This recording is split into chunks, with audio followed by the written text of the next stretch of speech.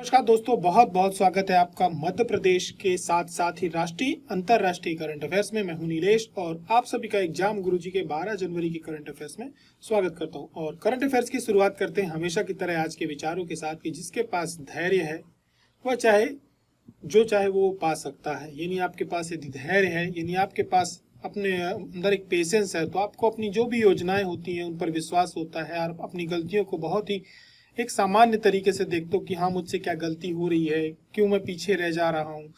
तो धैर्य पूर्वक जब आप अपने बोलते हैं ना कि पीछे क्या कमियां रह गई हमारी, उनको आप विचार करते हो तो आप जो चाहे पा सकते हो, क्योंकि आप अपनी कमियों में और अपनी अच्छाइयों में बहुत ही आसान तरीके से और अपने आप को स्वयं को जानने लगते हो। जब व्यक्ति स्वयं को जान जाता है तो फिर उसको कभी भी किसी भी प्रकार के क्या रहता है कि डिमोटिवेशन नहीं हो सकता। वह अपनी कमियों को दूर करता जाता है, वो आगे बढ़ता जाता है। तो हमेशा जो भी हमारे बड़े बुजुर्ग रहते हैं या जो हमारे ज्ञानी जन होते हैं वो हमेशा कहते हैं कि किसी भी कार्य को करो धैर्य पूर्वक रखो, या जब समय खराब होता है तो धैर्य रखो। बहुत अच्छा समय आता है तब भी धैर्य रखना चाहिए, क्योंकि धैर्य जो है वो आपका समय है और समय ही सब कुछ होता है। समय ही सफलता है और समय ही असफलता है। तो शुरुआत करते हैं इन्हीं विचारों के साथ आज के करंट अफेयर्स के पहले प्रश्न की कि हिंद महासागर के देशों के वैज्ञानिकों का पहला अंटार्कटिक अभियान किसके नेतृत्व में संचालित किया जा रहा है। तो ये जो संचालित किया जा रहा है, वैज्ञानिक इसको धैर्य पूर्वक संचालित करेंगे।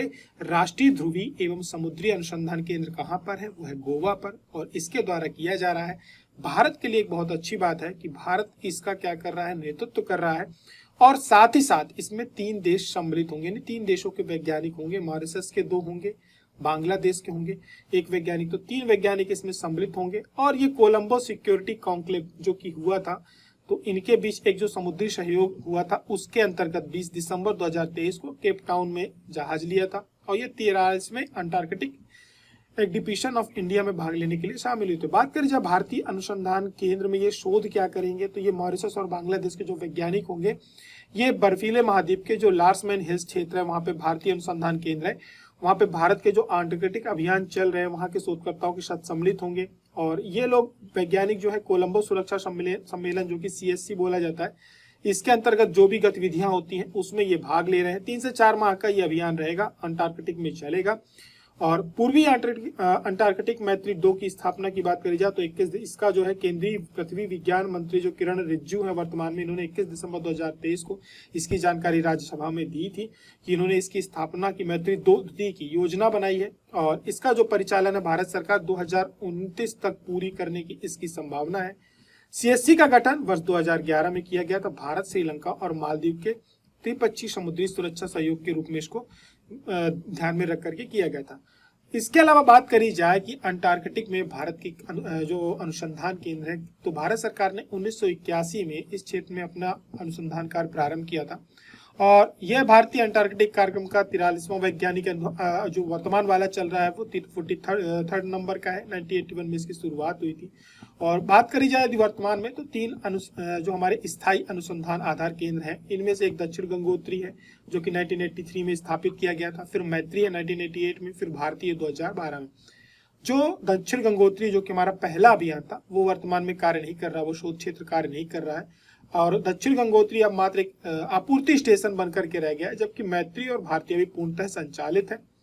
National centre for polar and ocean research यानी NCPOR के बारे में बात करी जाए तो ये जो स्थापित है, जो इस अभियान का पूरा संचालन करेगा, नेतृत्व करेगा, वो गोवा में है।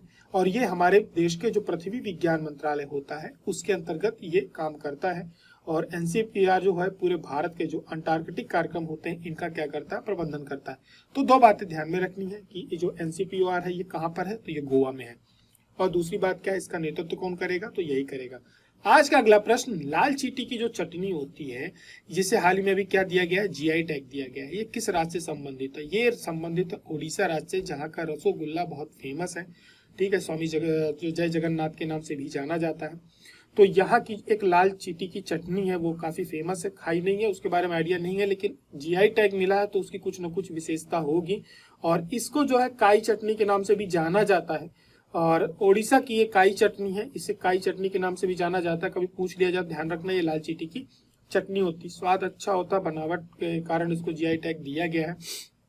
अब काई चटनी जो है बहुत सारे जो जड़ी बूटी मसाला होते हैं इन सबको मिला करके मोटी चटनी होती है। ठीक है, और बात करी जाए तो स्वास्थ्य लाभ और पोषण से भी भरपूर होती है। 2 जनवरी 2024 को इसको जीआई टैग दिया गया है। लाल चींटियां जिन्हें ओकोफिला स्मार्गडीना के नाम से जाना जाता है, इनका डंक जो होता है बहुत ही तेज होता है। हम लोगों ने समझ में नहीं आ रहा ये वही वाली लाल चींटी है कि दूसरी है, क्योंकि जो आम के पेड़ या जामुन के पेड़ होते हैं जो ग्रामीण क्षेत्र से जुड़े हुए होंगे उनको मालूम होगा, उसमें एक छत्ता टाइप का बन जाता, घोंसला टाइप का बन जाता, उसमें एक लाल रंग की चींटी जरूर होती है जिसका नेचर बिल्कुल ऐसा ही होता है। उसका जो डंक होता है वो भी बहुत खतरनाक होता है, जहाँ पे काट देता है वहाँ पे सूज जाता है, चकत्ते या छाले भी हो सकते हैं। तो ये जो चींटियां होती है आमतौर पे भारत में मयूरभंज, सिमीपाल, झारखंड, छत्तीसगढ़ के यहाँ के जंगलों में पाई जाती हैं और इसका चटनी बनाई जाती है। बात करें हम अगले प्रश्न की, तो स्टार्टअप इंडिया पहल की अभी क्या की गई, शुरुआत की गई थी। तो इसकी शुरुआत कब की गई थी, तो इसकी जो शुरुआत की गई थी ये 16 जनवरी 2016 को की गई थी। होने क्या वाला है, होने ये वाला है कि जो भारतीय स्टार्टअप इकोसिस्टम और राष्ट्रीय स्टार्टअप दिवस 16 जनवरी 2024 को मनाया जाएगा। तो 10 जनवरी से लेकर के 18 जनवरी तक स्टार्टअप इंडिया इनोवेशन वीक 2024 का क्या किया जा रहा है, आयोजन किया जा रहा है। तो देश में हमारे प्रत्येक वर्ष 16 जनवरी को स्टार्टअप डे मनाया जाता है।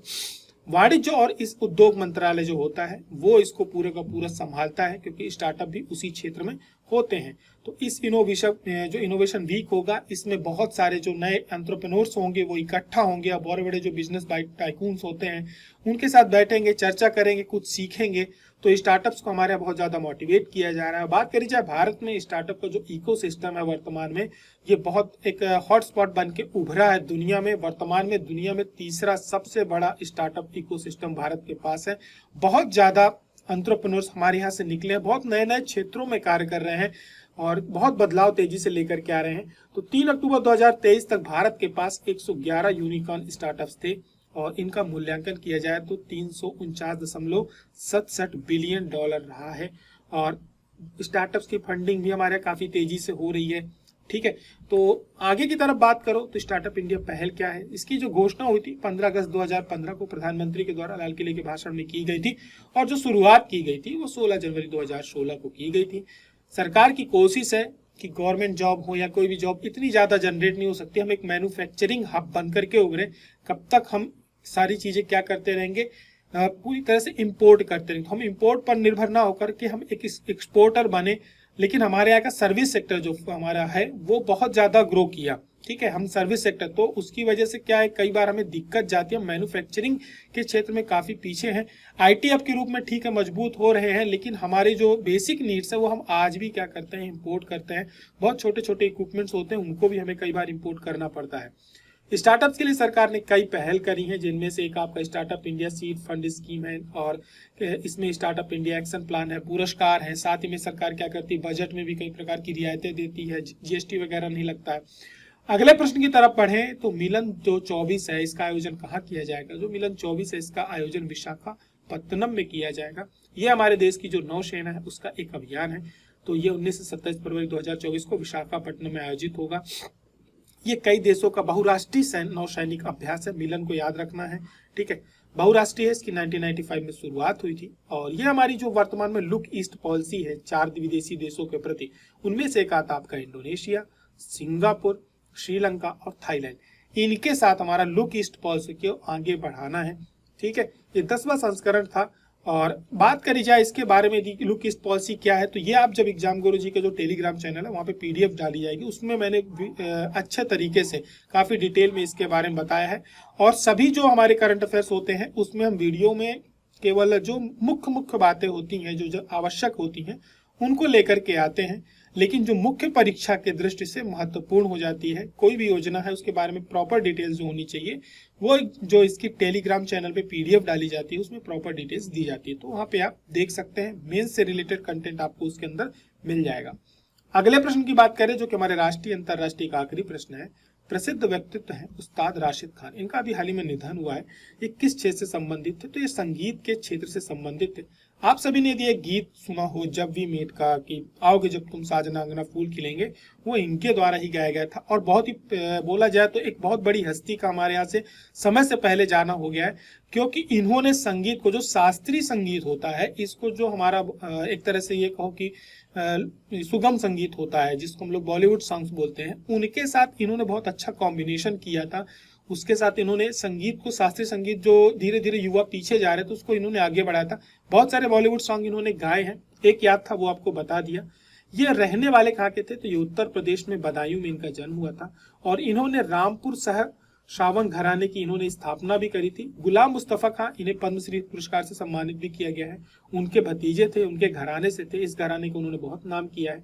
इसके अलावा 2022 में भी हाल ही में इन्हों भारत सरकार ने पद्म भूषण से सम्मानित किया था और ये राशिद खान देश के चौथे सबसे बड़े नागरिक सम्मान पद्मश्री से भी सम्मानित किया गया था।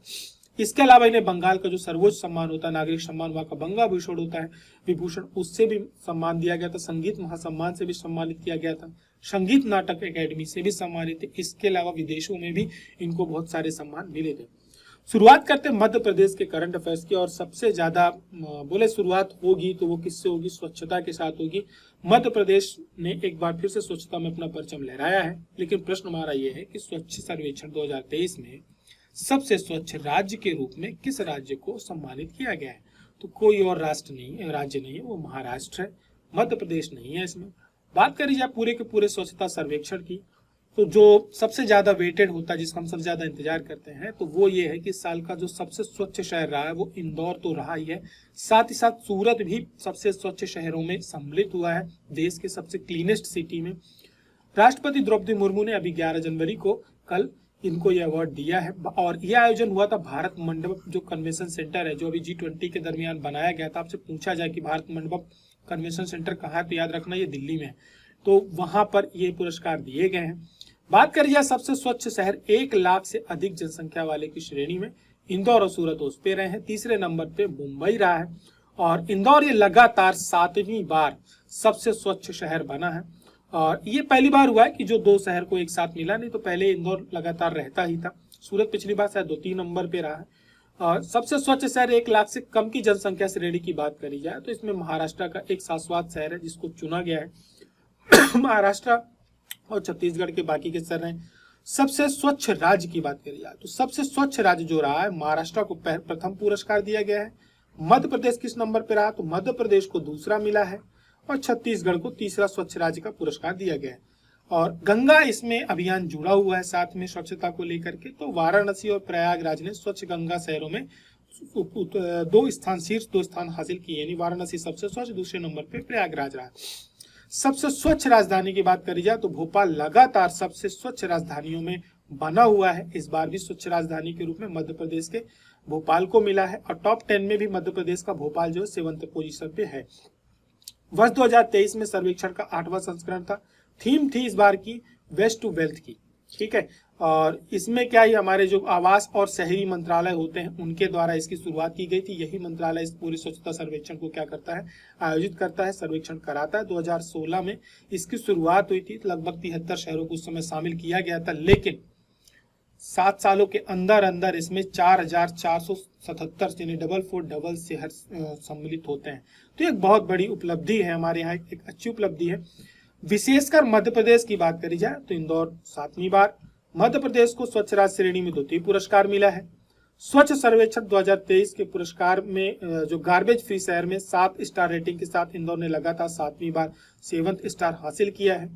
स्वच्छ राज्यों की श्रेणी में 2 स्थान पर मध्य प्रदेश तो है ही, साथ में प्रदेश में स्वच्छ शहरों प्रयासों में 7 शहरों को वाटर प्लस और 361 शहरों को ODF प्लस 3 शहर और 7 शहरों को ODF का दर्जा दिया गया है। प्रदेश में एक 7 स्टार इंदौर, एक 5 स्टार भोपाल, बाकी के जो है 24 3 स्टार और बाकी की चीजें हैं। भोपाल शहर को स्वच्छ शहरों की श्रेणी में garbage free city 5 star rating दी गई है, 5वां स्थान पे है। महू ने सबसे स्वच्छ कैंटोनमेंट एरिया का दर्जा क्या कहते हैं खिताब हासिल किया है और 1 लाख की से कम जनसंख्या वाले शहरों में नौरोजाबाद और अमरकंटक को फास्ट मूविंग सिटी श्रेणी में प्रथम और 2 स्थान मिला है। बात करी जाए मंत्रालय बदला है तो करंट अफेयर में धीरे धीरे मंत्रियों को भी हम ऐड करते रहेंगे। तो जो वर्तमान में केंद्रीय स्तर के आवास और शहरी मंत्री वो श्री हरदीप सिंह पुरी हैं। प्रदेश के हमारे जो नगरीय विकास एवं आवास मंत्री हैं तो श्री कैलाश विजयवर्गीय हैं। कभी पूछ लिया जाए कि इंदौर के मेयर कौन है तो पुष्पमित्र भार्गव है। सांसद शंकर लाल लालवानी है, क्योंकि लगातार इंदौर खबरों में बना रहता है। मध्य प्रदेश में राजस्व महाअभियान की शुरुआत हो रही है। ये कब से कब तक चलेगा, तो ये चलेगा 15 जनवरी से 29 फरवरी तक। फरवरी इस बार 29 दिन की है, ये ध्यान में रखना। 15 जनवरी से 29 फरवरी तक क्या होगा कि राजस्व विभाग के जितने भी नायब तहसीलदार, एसडीएम, ये सब कुछ होते हैं, ठीक है, पूरा पूरा पूरा राजस्व विभाग आता है। एक महाअभियान चलाया जाएगा, इससे जुड़े जो भी न्यायालय में मामले लंबित होंगे, प्रकरण होंगे, आपका खसरा खतौनी, ठीक है, ये सब चीजें जो होंगी और जो भी इससे जुड़ी हुई योजनाएं होती हैं, इन सबको आपको क्या करेगा, लाभ दिलवाया जाएगा। आपकी जो भी प्रॉब्लम्स होंगी उसको रिजॉल्व करवाया जाएगा। यदि ऐसी कोई समस्या है तो 15 से 29 फरवरी के बीच में बहुत धड़ल्ले से इसका सोल्यूशन होगा, तो आप करवा सकते हैं। मध्य प्रदेश को किस क्षेत्र में भारत सरकार का एक्सीलेंस अवार्ड से सम्मानित किया गया है? लगातार मध्य प्रदेश को अवार्ड मिल रहे हैं, तो इस बार मिला है जल विज्ञान में नवाचार, कल ही पर्यटन के क्षेत्र में मिला था। तो जल विज्ञान में मध्य प्रदेश ने अच्छा कुछ नया किया है, इसके लिए उसको ये जल विज्ञान के नवाचार के क्षेत्र में भारत सरकार का एक्सीलेंस अवार्ड दिया गया है। और ये जो है राष्ट्र स्तरीय स्टीयरिंग कमेटी ने दिया है। और जल शक्ति मंत्रालय भारत सरकार द्वारा क्या है, जो विश्व बैंक सहायता प्राप्त जल विज्ञान परियोजना है, उसके अंतर्गत राज्य स्तरीय जल सूचना केंद्र की स्थापना कर जो भी सतही और भूजल होता है उसके आंकड़े इकट्ठा करती है। और हमारे यहाँ जो भूमिगत जल है उसके लिए अलग अलग योजनाएं चल रही हैं। जो अभी जल हर घर जल योजना चल रही, वो भी इसी के लिए चल रही, ताकि लोग जो समर्सिबल कराते हैं ग्रामीण क्षेत्रों में या जो छोटे शहर होते हैं, तो उसको बंद करें, उनको मीठा जल हम उनके घर पहुंचा दे, ताकि पृथ्वी के अंदर का जल भी सुरक्षित किया जा सके। नहरों के जलों के बचाव के लिए भी अलग अलग योजनाएं चल रही हैं। वर्तमान में मध्य प्रदेश के जल संसाधन मंत्री कौन है? तो श्री तुलसीराम सिलावट है, जो कि पिछली बार भी रहे हैं। प्रश्न क्रमांक 9 की बात करें, कितने शहरों में उत्तरायण पुण्यकाल उत्सव का आयोजन किया जाएगा? तो ये किया जाएगा मध्य प्रदेश के 3 शहरों में। उत्तरायण पुण्यकाल उत्सव मकर संक्रांति के अवसर पर किया जाएगा, 11 से लेकर के 15 जनवरी तक ये चलेगा। और इसमें होना क्या है, किन शहरों में होगा, पेपर में पूछा जा सकता है, ध्यान में रखना। उज्जैन, भोपाल और ग्वालियर, इंदौर वगैरह है ही नहीं इसमें। क्यों नहीं है? पहली बात तो ये कि ये आयोजन कौन करने जा रहा है? ये आयोजन करने जा रहा है विज्ञान एवं प्रौद्योगिकी परिषद के द्वारा ये आयोजन किया जाएगा। तो क्यों किया जाएगा उज्जैन में? उसका करने के पीछे कारण ये है क्योंकि इससे जुड़े हुए जो संस्थान है वो इन्हीं तीनों शहरों में है। तो यहाँ के जो विद्यार्थी होंगे, तो हमारे यहाँ की जो वराहमीर खगोल वेधशाला कहाँ पर है? उज्जैन में है, ग्राम डोंगला में। श्री विष्णु श्रीधरकर वाकणकर वेधशाला कहाँ पर है? वो उज्जैन में है। तो यहाँ पे जो भी विद्यार्थी चयनित होंगे उनको यहाँ पे विजिट कराया जाएगा, जानकारी दी जाएगी। इसके बाद चले भोपाल की तरफ। तो भोपाल में क्या है, यहाँ पर centre for creative learning Madhya Pradesh विज्ञान एवं प्रौद्योगिकी परिषद है। तो वहां पर के जो स्टूडेंट्स होंगे उनको वैज्ञानिक संवाद कराया जाएगा, टेक्नोलॉजी, इंजीनियरिंग और साइंस मैथमेटिक्स के क्षेत्र में। फिर इसके बाद ग्वालियर में क्या है, तो ग्वालियर में तारामंडल है, तो वहां पे उनको क्या कराया जाएगा, भ्रमण कराया जाएगा। तो ये सारे कार्यक्रम वहां पर आयोजित होंगे। आगे की तरफ बढ़े, प्रोजेक्ट अप्रेजल सह कन्वेंजर समिति का क्या किया गया है, गठन किया गया है। तो ये किस योजना के तहत किया गया है? तो ये किया गया है पीएम अजय योजना के तहत। तो पीएम अजय योजना क्या है, इसके बारे में पीडीएफ में काफी डिटेल्स में दे दिए हैं। मुख्य परीक्षा या आपके नोट से अनुसूचित जाति जनजाति से जुड़ा हुआ जो टॉपिक है हमारे, वहां के लिए एक महत्वपूर्ण योजना है। आप इसको ध्यान में रखेंगे, पेपर में कई बार पूछे गए हैं, आप पिछले पेपर हमेशा इसीलिए देखते रहा करें। तो ये है क्या कि अभी जो प्रोजेक्ट अप्रेजल सह कन्वेंजर समिति का गठन किया गया है, ये किया गया जो अनुसूचित जाति कल्याण मंत्री है वर्तमान में मध्य प्रदेश के कौन है, तो श्री नागर सिंह चौहान है, वो इसके अध्यक्ष होंगे। वहीं पे जो अनुसूचित जाति अभ्युदय योजना है, इसके अंतर्गत जो भी कार्य होते हैं उनको इन्हें क्या करना है। तो यह योजना क्या है, प्रधानमंत्री अनुसूचित जाति अभ्युदय योजना, इसी को शॉर्ट फॉर्म में बोला जाता है पीएम अजय। इसका नोडल मंत्रालय कौन है, तो इसका जो नोडल मंत्रालय है वो सामाजिक न्याय और अधिकारिता मंत्रालय है। कंफ्यूजन में नहीं रखना है कि जनजातीय विभाग है, इसका नोडल मंत्रालय सामाजिक न्याय और अधिकारिता मंत्रालय क्यों है, क्योंकि इससे जुड़े हुए जो कार्य हैं वो इसी विभाग के अंतर्गत आते हैं। केंद्र सरकार की ये 100% योजना है, 100%। राज्य सरकार का इसमें कोई योगदान नहीं रहता। मोटी मोटी बातें 3 है जो मैं आपको यहाँ पे बता देता हूँ, बाकी की पूरी प्रॉपर डिटेल बहुत सारी इसकी हमने पीडीएफ में डाली हुई है, आप उसको वहां से देख लेंगे। अनुसूचित जाति जो बहुल गांव होते हैं उनको एक आदर्श ग्राम के रूप में पहले तो उनको क्या करना है, डेवलप करना है। और जिला या राज्य स्तर पे जो भी परियोजनाएं चल रही हैं, जो उनके सोशल इंफ्रास्ट्रक्चर को आगे बढ़ाती हैं, उनकी फाइनेंशियल स्थिति सही करती हैं, उनको इन योजनाओं को वहां पर लागू करना है। साथ में जो हायर एजुकेशन से रिलेटेड जो भी छात्रावास होते हैं उनका क्या, बाबू जगजीवन राम के नाम से योजना से वो चलती है योजना छात्रावासों का निर्माण की, वहां पे छात्रावासों का क्या करना है, निर्माण करना है। तो इसके 3 प्रमुख घटक हैं। कभी पूछ लिया जाए तो कितने घटक है, तो याद रखना है कि 3 घटक है। इसके अलावा हमने आपसे कल एक प्रश्न पूछा था। अच्छी बात यह है 2 लोगों ने उत्तर दिया है, एक शुरुआत हुई है और वो 2 लोग हैं जिन्होंने बढ़िया उत्तर दिया। हमने आपसे प्रश्न पूछा था कि निम्न में से कौन मध्य प्रदेश के विधि पुरुष कहलाते हैं। तो उत्तर आया है अरविंद पटेल की तरफ से, तो इन्होंने सही आंसर दिया, कुंजीलाल दुबे को कहा जाता है। और इनका जन्म जो हुआ था नरसिंहपुर जिले में हुआ था और ये कांग्रेस के एक अच्छे नेता रहे। इन्होंने त्रिपुरी कांग्रेस अधिवेशन का मुख्य सचिव भी रहे हैं। गांधी जी के साथ इनके व्यक्तिगत सत्याग्रह में ये शामिल हुए थे। आजादी के बाद इन्हें नागपुर विश्वविद्यालय का उप कुलपति बनाया गया था। तो अरविंद ने बहुत अच्छी जानकारी हमारे साथ शेयर करी है और कई सारे फैक्ट्स यहाँ पर हमारे क्या हो जाते हैं, मजबूत होते हैं। यदि ये व्यक्तित्व आपका 3 मार्कर में आ जाएगा तो आप तब भी लिख लेंगे, लेकिन इससे जुड़ा हुआ प्रश्न यदि प्री में बना दिया जाएगा, कई बार बना दिया जाता है, तो उसको भी आप सॉल्व कर लेंगे। ठीक इसी प्रकार से आशीष शर्मा है, इन्होंने भी कमेंट किया है और इन्होंने प्रॉपर एक बढ़िया कमेंट किया है कि पंडित कुंजीलाल दुबे मध्य प्रदेश के विधि पुरुष, जन्म नरसिंहपुर, स्वतंत्रता सेनानी रहे, मध्य प्रदेश की पहली विधानसभा के क्या रहे हैं, अध्यक्ष रहे हैं, सबसे लंबा इनका कार्यकाल रहा है। 1964 में इन्हें पद्म भूषण से सम्मानित भी किया गया है। तो आशीष का आंसर काफी अच्छा था और अरविंद ने भी बहुत सारी जानकारी शेयर करी है। हाँ, लेकिन जो भी इनका कमेंट पढ़ते हैं आप सभी लोग, और पढ़ने के बाद इनके कमेंट को आपको लाइक जरूर करना है, क्योंकि इन्होंने बहुत अच्छी जानकारी आपके साथ शेयर करी है। तो आप सभी को प्रत्येक दिन जो मैं प्रश्न पूछूंगा उसके बारे में 3 से 4 प्रमुख बातें जरूर शेयर करनी है। जिनके आंसर अच्छे होंगे एग्जाम गुरुजी उनको हार्ट देगा, जिनका आंसर सबसे अच्छा होगा उसको हम क्या करेंगे, पिंक कर देंगे।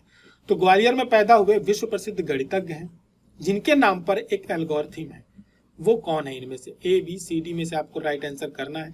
तो यहाँ पे हम या उस व्यक्तित्व के बारे में जानकारी दे सकते हैं या हम कहाँ की दे सकते हैं, ग्वालियर के बारे में भी जानकारी दे सकते हैं। तो 2-3 बातें आपके पास यहाँ पे बन जाती हैं यदि ऐसे आ जाएंगे। आप इस बार का मेंस का पेपर जरूर देखिए, बिल्कुल इसी प्रकार के प्रश्न 3 नंबर में पूछे गए हैं। जैसे ऐसा लग रहा था कि ऑब्जेक्टिव टाइप क्वेश्चंस आए हुए हैं, खासतौर से जो आपका पेपर 3rd और 2nd रहा है, आप देखिएगा पेपर उठा करके, पॉलिटी का पेपर था और जो 3rd पेपर था, इनमें डायरेक्ट क्वेश्चंस पूछे गए हैं। मतलब छात्र के लिए सबसे बड़ी समस्या ये रहेगी कि वो 3 मार्कर उसको कैसे कन्वर्ट करेगा, क्योंकि सीधा सीधा ऐसा लग रहा है ऑब्जेक्टिव पेपर आया हुआ है। तो इस प्रकार के प्रश्नों से आपका सामना होने वाला है, तो उसको हम एज अ प्री और एज अ मेंस दोनों देखेंगे। जो भी जानकारी है आप इसको जरूर शेयर करेंगे। करंट अफेयर पसंद आता है तो हमें सपोर्ट जरूर करिए, करंट अफेयर को शेयर करना नहीं भूले। PDF नीचे दी गई लिंक टेलीग्राम की है, उसमें आपको क्या करना है, वहां से डाउनलोड करना है। और साथ ही जो प्रश्न पूछा गया उसके कमेंट बॉक्स में कमेंट जरूर करना है। 3 प्रमुख बातें या 4 बातें कमेंट में बतानी है, जिनका आंसर अच्छा होगा उसको पिंक कर दिया जाएगा। अपना ध्यान रखें, पढ़ाई चालू करके रखें, फिर हमारी आपकी मुलाकात होती है। तब तक के लिए जय हिंद, जय भारत।